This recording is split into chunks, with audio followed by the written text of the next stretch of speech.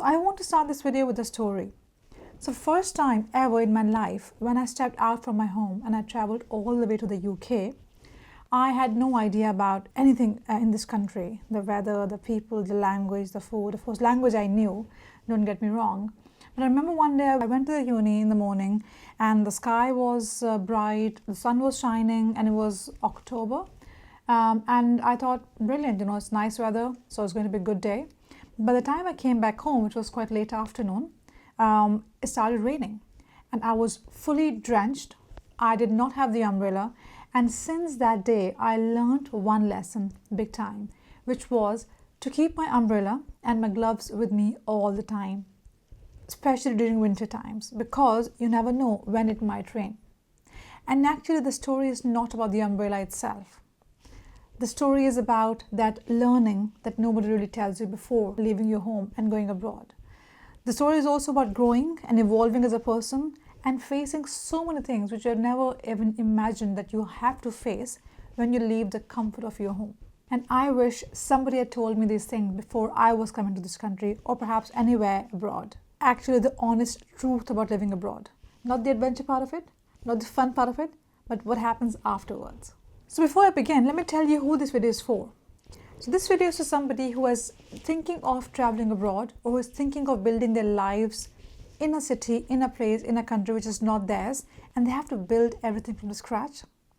This video is also for somebody who is in the middle of making the decision and they really want to know the honest truth about living abroad, the real moments. And finally, this video is also for that person who already has moved abroad, but yet they always find that gap between their previous life and their current life.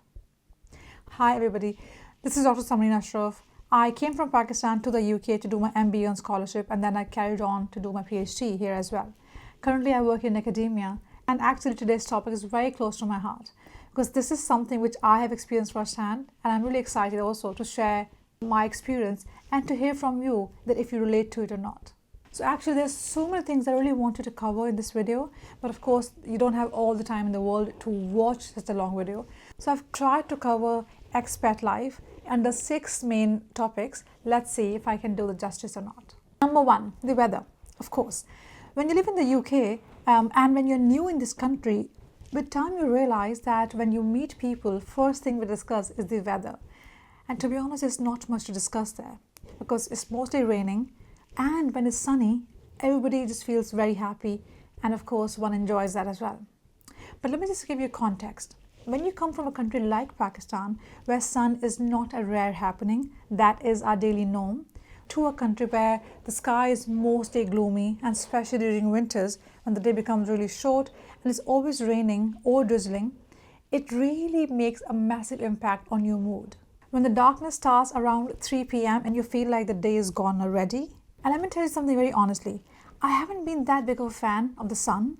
Every single day you wake up and it's sunny outside, whether you like it or not. But I've only started to appreciate the sun since I've moved to the UK. In olden times, I used to be surprised at why people really celebrate when it's sunny here in the UK. But now I am one of those people who celebrate when the sun is out. Also, I've started to rely a lot more on weather forecasts since I've moved to this country. Because every single day before leaving my house, I have to check how is the weather today. Is it going to rain? Is it going to be sunny? What's the temperature? What's the wind speed? Can you believe it? I've started to look at even the wind speed, which has to be checked considering how windy it gets sometimes, and I don't want to fly in the wind. Well, on a serious note, after living a few years in this country, I've learned that there's a huge disorder called seasonal affective disorder. And this affects 1 in 15 people in the UK as per the National Health Service, which is quite high than other countries where there's more sunlight. And actually a lot of research also has been conducted on those migrants who have moved from high sun exposure countries to low sun exposure countries, that they have even immense effect of that seasonal affective disorder.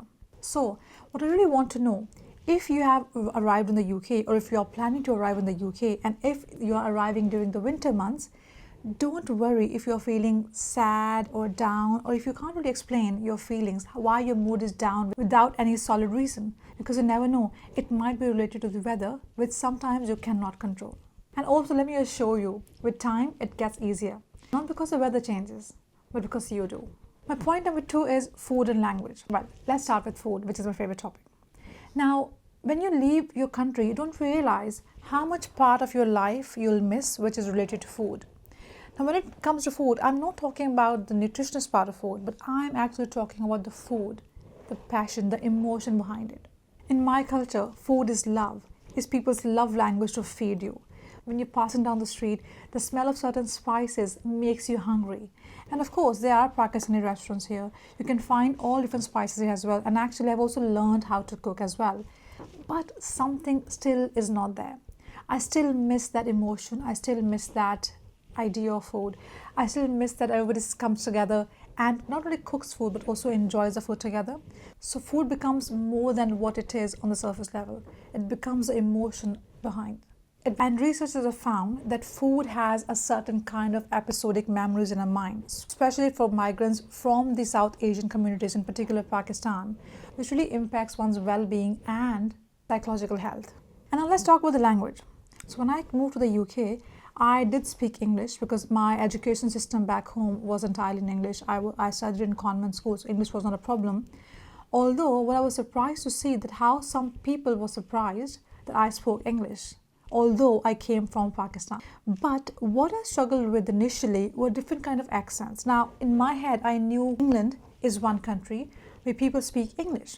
And I was prepared for that, of course. But I wasn't prepared for different kinds of accents.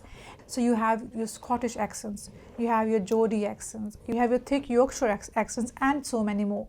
That's something I struggled with in the beginning. But of course, with time, you get used to it. But something which I'm still getting used to of it after all these years is the nuance behind the language. Now, if you're saying something to me, I understand that. But sometimes the nuance behind it, the real meaning behind it, is hard to comprehend. Let me give an example. So when we use the word interesting, if I am saying this is interesting as per my learned English, interesting means interesting, that I genuinely think this project, this idea or this topic is interesting. But when it comes to the UK and when it comes to the British English, interesting word can have different connotations. Let me explain. Number one, it may mean that I genuinely disagree with your comment, but I'm too polite to say it out loud. It can also mean that what you just said is quite strange and I really don't know what to do with it. And it can also mean that I'm not interested at all in talking with you, but I don't want to carry on. So I'm just ending this conversation by saying, it's interesting. And trust me, I'm still learning about these small different nuances. Sometimes I get it right, but sometimes I don't.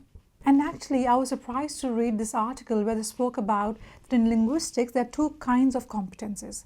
One is linguistic competence, which is how do you speak the words, the letters which we understand. And the other one is pragmatic competence, which is about the small little nuances. And in British English, indirectness, understatement, and irony are central to social communication, which sometimes is hard to figure out if you don't come from this country. And actually, how I tackle that, I ask questions. It's not always easy to ask questions, but I always have tried to muster the courage to ask the question. If there's a word which I don't understand, I would of course now Google the meaning, and we can all use our phones to check what does that word mean.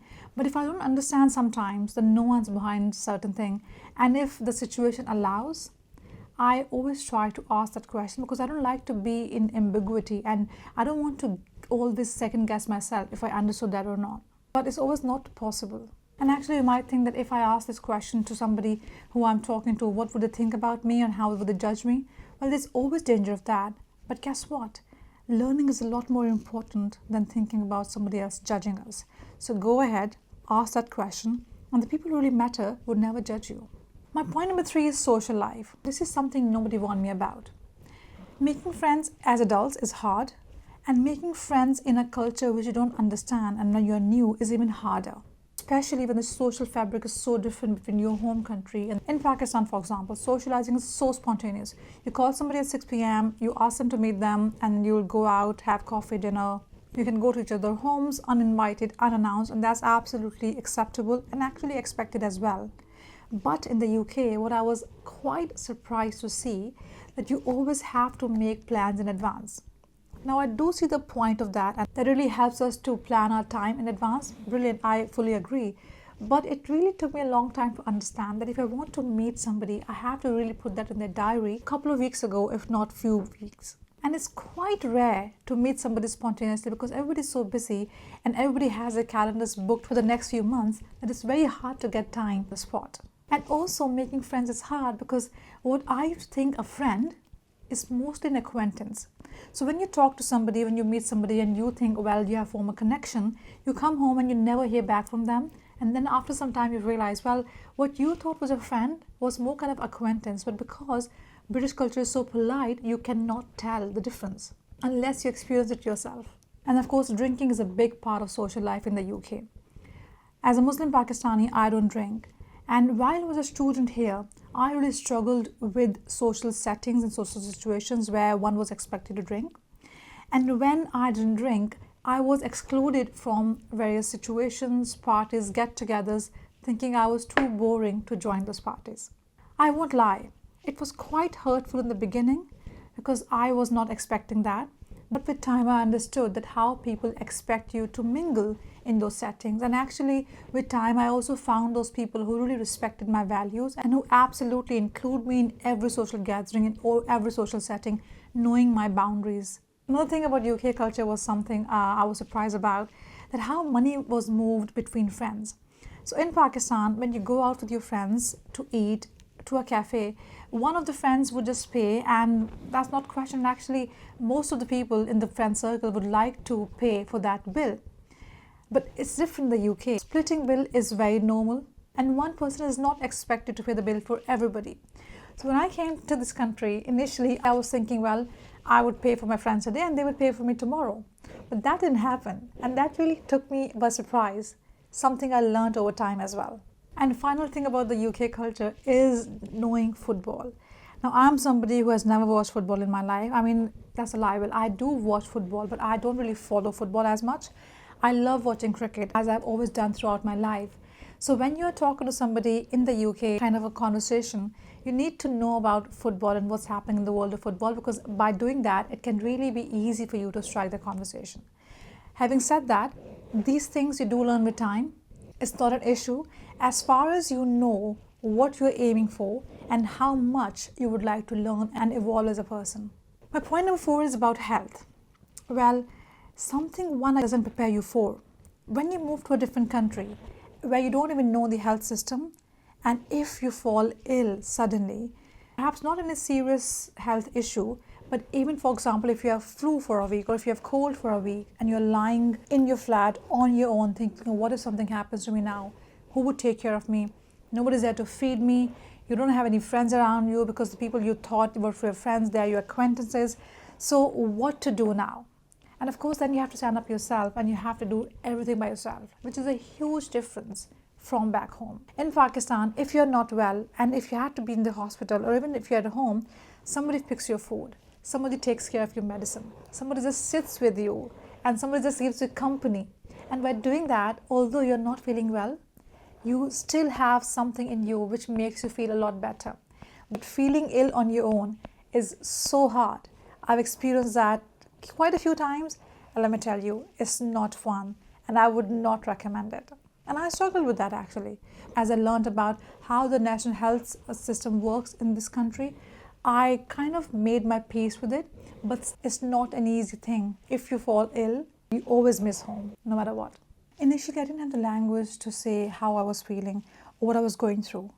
A lot of research also has shown the psychological stress one has to go through when you move environments, when you move countries, and when you build your life in a new place. So next time when you're not feeling well, physically or mentally, there's no harm and there's no shame in asking for help. Because guess what? Only if you tell people how you're feeling, you can get some help, because nobody has the power to guess what's happening with you and what you're going through. And now the hardest one, home. Where would you call your home now if you have lived in a new country for many years? It's a really difficult one, because every single time you go back to your home country, you expect it to be the same, but of course it has changed with time. People have moved on, your friends have moved on, they are busy with their lives. The place, the city has moved on. So many new things have happened in that place. And with time you start questioning, which place would you like to call home? Because there's a place where you have built your new life You have people who love you there, respect you, you have your career there, but then there's a place where you have spent most of your life, where you were born, brought up, and the connection and belongingness you feel in that place with the people is of course unquestionable. So that question keeps on spinning between these two worlds, where you are like, where is my home? Is this my home country? Or is this a place where I'm building my life now? And actually, it's not an easy one, because every single time you go back home, you always feel that things have changed. It's not the same. And sometimes you can't even pinpoint what has changed, but you can tell things are slipping and they are changing. And that's the course of life, because life does change, no matter if you want or not. And researchers actually have looked at it and called it as ambiguous loss, that you feel like losing something, but you can't really name what you have lost. So I also feel like part of me is in Pakistan and part of me is in the UK now, because I have my career here. I have made such good friends. So I want to end this video with something I wish somebody had told me when I was coming to the UK. First, that loneliness is temporary, but your growth is going to be permanent. The friendships you'll build, the person you'll become, the life you'll construct from scratch in a new country is all yours, and nobody can take it from you. Second, don't try to perform something you are really not and what you genuinely don't believe in. Don't leave your values. Stay true to yourself. If you don't believe in certain values, in certain people, don't go along with them, because it would not serve you any purpose. If anything, it would just make you feel artificial in your own eyes, and you don't want that. So if you can relate to any of the things I've said in this video, do tell me in the comments which part did you relate to the most, and also where have you come from and where have you settled now, and what surprised you the most in this new country. And in my next video, I'm going to talk about a topic which I'm asked about all the time, which is, where are you from? No, actually, where are you from? Stay tuned. Until next video, take care. Bye.